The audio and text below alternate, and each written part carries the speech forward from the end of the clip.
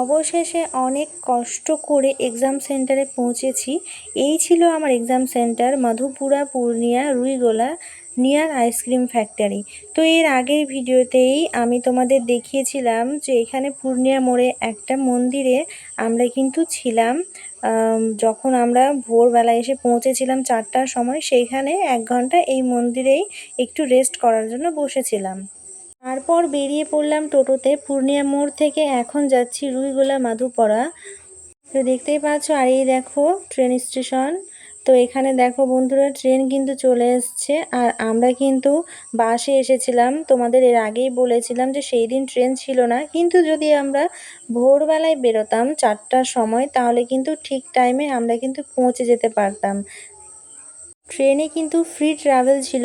SC ST যারা আছো, subcaste যাদের এসসি এসটি কাস্ট সার্টিফিকেট আছে, তারা কিন্তু ফ্রিতেই ট্রাভেল করতে পারতো ট্রেনেই। কিন্তু আমার কাস্ট সার্টিফিকেট থাকা সত্ত্বেও আমি কিন্তু ট্রেনে আসতে পারিনি, কেননা সেই দিন ট্রেন ছিল না, তার জন্য আমাদেরকে বাসে আসতে হয়েছে।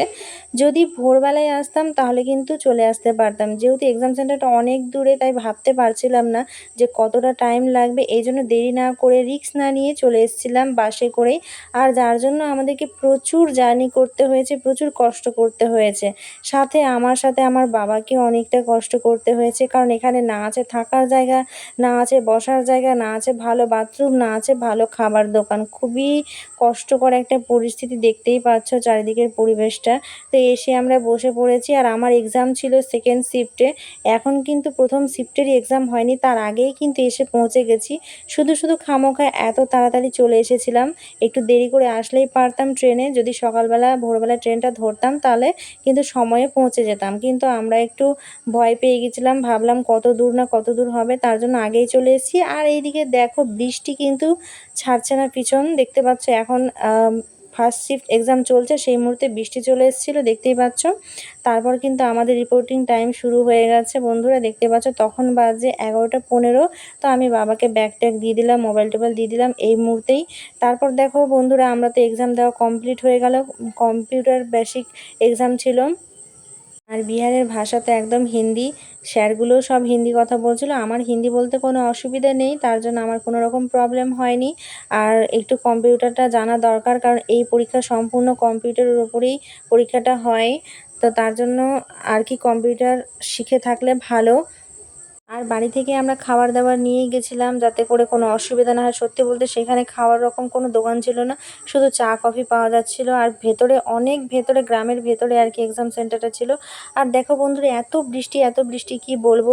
আর সেখানে কিন্তু অনেকবার টোটো চেঞ্জ করতে হচ্ছে, কেননা কিছুক্ষণ পর পর এক একটা স্ট্যান্ড, আর সেই স্ট্যান্ড পর্যন্ত টোটোগুলো পুরোটাই যাচ্ছে না, অল্প অল্প যাচ্ছে। আবার নতুন করে অন্য অটো ধরতে হচ্ছে বা টোটো ধরতে হচ্ছে। অবশেষে এসে পৌঁছালাম ডালখোলা। তো দেখো বন্ধুরা, আবারও রায়গঞ্জের বাস ধরে নিলাম এখান থেকে। আর দেখো আবারও বৃষ্টি চলে আসলো, একের পর এক বাস ধরছি, একের পর এক গাড়ি ধরছি। দেখতেই পাচ্ছ এতটা জার্নি করতে হয়েছে। সাথে আমার শরীরটা অসুস্থ হয়ে গেছিলো, আর সাথে আমার বাবারও শরীরটা খুব খারাপ হয়ে গেছিলো। তারপর রায়গঞ্জে নেমে দেখো এখন আমরা গাজলের বাস ধরে নেব, তারপরেই বাড়ি। তো আমাদের বাড়ি যেতে রাত 8টা বেজে গেছিলো, দেখতেই পাচ্ছ বন্ধুরা। এখন আমরা বাসে উঠে পড়বো, এই যে সামনে বাবা যাচ্ছে। তো আমার এক্সাম তো মোটামুটি হয়েছিল, কারণ এই এক্সামটা আমি কোনো প্রিপারেশন নিইনি। আমি জাস্ট এক্সপিরিয়েন্স নেওয়ার জন্যই আর কি এক্সাম দিতে চলে এসেছিলাম। আর আমি কোনো প্রিপারেশন নিইনি, তবে মোটামুটি হয়েছে এক্সাম। তোমাদের কাদের কাদের সামনে এক্সাম আছে, 27 তারিখ অবধি তো এক্সাম আছে, কাদের কোন তারিখে এক্সাম আছে এবং কোথায় সিট পড়েছে অবশ্যই জানিও। আর যারা পূর্ণিয়া যেতে চাও তারা কিন্তু ট্রেনে যাবে, তাহলে অনেক ভালোভাবে যেতে পারবে।